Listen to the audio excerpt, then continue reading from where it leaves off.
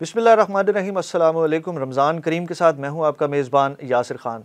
नाज़रीन, रहमतों बरकतों का महीना रमज़ान शुरू हो चुका है और रमज़ान एक ऐसा महीना है जिसमें इंसान अपनी इबादत, अपने मामूलात को बेहतर करने के लिए पूरे साल की प्रैक्टिस कर सकता है। रमज़ान की क्या फ़जीलत है, रमज़ान के क्या बरक़ात हैं, क्या इसके फ़ैज़ हैं जो इससे हासिल किए जा सकते हैं, इस तमाम सूरत हाल पर और इस तमाम जो एक वसी मौजू है उस पर बात करने के लिए हमारे साथ मजहबी स्कॉलर प्रोफेसर हुमा इस्माइल साहिबा मौजूद हैं और सरपरस्त आला हैं मिनहाजुल कुरान वुमेन लीग मुल्तान की। बहुत शुक्रिया हुमा साहिबा हमें ज्वाइन करने के लिए। अच्छा प्रोफेसर साहिबा, ये बताइएगा कि रमज़ान को ही क्यों चुना गया, क्या फ़जीलत है रमज़ान की? रमज़ान आका सल्लल्लाहु अलैहि वसल्लम के दौर में गर्मी में आता था, बहुत ज़्यादा शिद्दत के साथ ये महीना मौजूद होता था। तो ये बना है रम्ज़ से। रम्ज़ कहते हैं मैदे की गर्मी को, शिद्दत को। और इसमें क्योंकि सख्ती ज़्यादा महसूस होती है तो इसलिए रमज़ान में जब हम रोज़ा रखते हैं तो मैदा भी गर्मी, हीट महसूस करता है और थोड़ा तकलीफ़ बेयर करता है वो। तो उसको रिलेट किया अल्लाह रब्बुल आलमीन ने ख़ुद इस महीने के साथ, इसलिए फरमाया शाहरु रमज़ान अल्लज़ी उन्ज़िला फ़ीहिल कुरान, कि ये रमज़ान का महीना है जिसमें हमने कुरान को नाजिल किया। अब ये अल्लाह रब्बुल आलमीन की तरफ से ख़ास तौर पे ये महीना अल्लाह कुरान में बयान करके, ये लफ्ज़ बयान करके अल्लाह ने बता दिया कि इस महीने में हमने फिर रोज़े रखने जी। ये आयत अलग है, लेकिन रमज़ान को अटैच कर दिया अल्लाह ने कुरान के साथ कि हमने इस महीने में कुरान को भेजा। तो रमज़ान का लफ्ज़ बेसिकली सब ने इसी में रोज़े क्यों रखने, इसलिए क्योंकि सोम का लफ्ज़ आता है ना रोज़े के लिए जी। तो सोम का माना होता है रुक जाना। अब तीन चीज़ों से हमने रुकना है, खाने से, पीने से, वाइफ हस्बैंड रिलेशन से।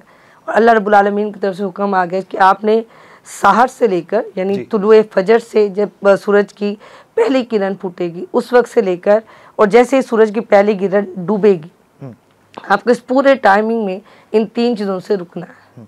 इसीलिए इसको रमज़ान कहा गया कि जब आप इसमें गर्मी महसूस करें, शिद्दत महसूस करें, तो उस हिसाब से अल्लाह रब्बुल आलमीन की तरफ से इसको चुना भी गया ताकि हम इस महीने में अंदरूनी और बैरूनी कैफियत को इकट्ठा करके तो आप इसकी बरकतें और फजीलतों को मतलब जो सख्ती है, जितनी सख्ती है उतना ही अजर है उसका, उतने ही। इसलिए हज़रत अली फरमाया करते थे ना कि मुझे रमज़ान के यानी गर्मी का रमज़ान वो पसंद है और सर्दी का वुज़ू पसंद है।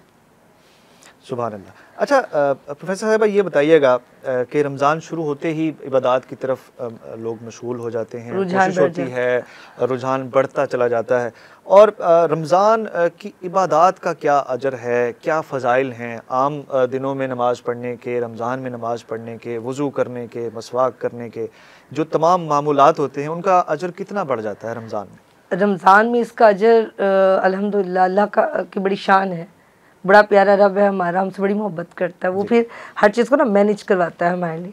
तो रमज़ान में सबसे पहले तो शैतान को बंद करवा देते हैं और उसके बाद हमें कहते हैं कि तुम इबादत करोगे जैसे आप किसी को मोटिवेट करते हैं, क्योंकि एग्ज़ाम टफ होने जा रहा होता है ना, इंसान गर्मी को बेयर कर रहा होता है, जैसे जैसे आप लाइफ में अप होते हैं आपका एग्ज़ाम टफ होता है, ऐसे रूटीन में तो इबादतें कर ही रहे हैं। तो रमज़ान में जब हम इबादत करते हैं तो उसका अजर अल्लाह रब्बुल आलमीन ने 70 टाइम्स 70 मरतबा बढ़ा दी है। सुभान अल्लाह। यानी आपने फ़र्ज इबादत अदा की 70 गुना बढ़ा दी, यानी आपने फजर पढ़ी लेकिन आपने 70 फजर पढ़ने का अजर ले लिया। सुभान अल्लाह। और आपने वुज़ू किया, वुज़ू क्योंकि तहारत हासिल करने के लिए किया तो फिर आपने एक फ़र्ज इबादत अदा की तो आपको 70 दफ़ा का अजर मिल गया। वुज़ू आपने वैसे सुन्नत अदा करने के लिए किया, नमाज के लिए नहीं किया, वैसे आपने अमल किया तो उसका अजर एक नफल इबादत का अजर फ़र्ज़ के बराबर कर दिया। सुभान, ताकि मोटिवेशन बढ़ती रहे, इंसान रोज़ा रखता रहे। एक तो वो अपने आप को यानी खाना मौजूद है, पीना मौजूद है, कोई देखने वाला नहीं है, इसके बावजूद वो इंसान जो है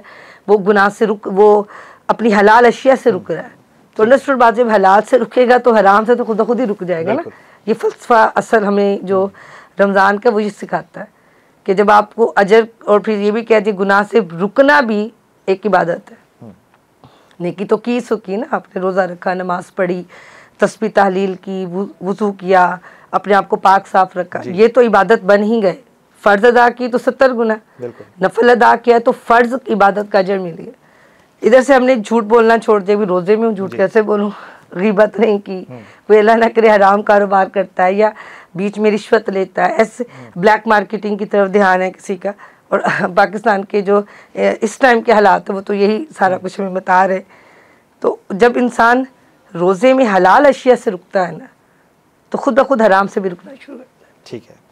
अच्छा प्रोफेसर साहिबा, ये बताइएगा कि रमज़ान रोज़े ये मुसलमानों पे तो फ़र्ज़ हैं ही, उनसे पहले भी कौमों पे फ़र्ज़ किए गए और पहले कौमें जो हैं वो भी रोज़े रखती रहीं। तो अगर रोज़े और रमज़ान के एक महीने की एक स्पेशलिटी की बात की जाए तो पहले लोगों पे फ़र्ज़ किया जाना और अब फ़र्ज़ किया जाना, इसको कैसे देखती हैं, क्या अहमियत? कुरान इसमें सूरह बकरा पार नंबर 2 में कह रहा है, दूसरा ये अरबा शुरू होता है तो वहाँ पे कि या अय्युहल्लज़ीना आमनू, ऐ लोगों जो ईमान वाले हो। अब यहाँ पर स्पेसिफिक कर दिया कि बाकी मज़ाहिब के लोग अगर रोज़ा रख भी लेते हैं, जैसे हमारे यहाँ हम देखते हैं कि हिंदुज़म में भी लोग रखते हैं, क्रिश्चियनिटी में भी रख रहे होते हैं, लेकिन यहाँ स्पेशल कह दिया जो ईमान वाले हैं। या अय्युहल्लज़ीना आमनू कुतिबा अलैकुमुस्सियाम, ऐ लोगों जो ईमान लाए हो तुम पर रोज़े फ़र्ज़ है, कमा कुतिबा अलल्लज़ीना मिन क़ब्लिकुम, जैसे कि तुमसे पहले लोगों पर फ़र्ज़ थे, लअल्लकुम तत्तक़ून। अब रोज़े का मकसद बता दिया ताकि तुम परहेज़गार बन जाओ। अब रमज़ान में तकवा गेन करना बहुत आसान हो जाता है, रूटीन में थोड़ा मुश्किल होता है। मुश्किल इस वजह से क्योंकि बड़ी सीधी सी बात है, जब तक आपके ऊपर बैरूनी हमले रहते हैं ना तो आप अंदर से सफाई करना मुश्किल हो जाता है। कुरान कह रहा है, हदीस कह रही है हमें कि जी शैतान को बांध दिया और तुम्हें हुक्म दे दिया, अब तुम अपने रोज़े की तरफ ध्यान दो, अपने तकवा हासिल करने की तरफ ध्यान दो। तो उससे फिर आपको आसानी हो जाती है कि शैतान बंधा हुआ है और अब आप रोज़ा रख रहे हैं। पिछली कौमों पर रोज़े फ़र्ज़ करके हमें बताना मोटिवेशन के लिए था कि उनके था, अगर आज भी वो अपने मज़हब में रोज़ा रख रहे हैं तो अब अल्लाह कह रहा है कि मैंने अब मोमिनों पर फ़र्ज़ किए वैसे जैसे पहलों पढ़ते। इसका मतलब मुसलमानों को एक और मोटिवेशन देना भी है कि ये इबादत अगर सख्त आई भी है तो सिर्फ तुम पर नहीं आई, इससे पहलों पर भी रखी गई। क्योंकि जितना ज़्यादा, मैंने पहले भी ये बात की, सख्त इम्तिहान से आप गुजरते हैं अगर आप टफ एग्ज़ाम देते हैं आप उसी तरह से उतनी ही ऊंचाई ले जाता है। बिल्कुल। जैसे हम पढ़ते हैं फिजिक्स का रूल है कि every action has its own reaction, जैसा आपका एक्शन होगा वैसा रिएक्शन भी आएगा। तो जितना मुश्किल इम्तिहान से गुजरेंगे तो अल्लाह ने इसलिए रोज़ों को फ़र्ज़ किया, मतलब जितनी मेहनत, जितनी कष्ट काटेंगे, जितना स्ट्रगल दर्जात मिलेंगे, और आसानी बढ़ी है इस माह में ना।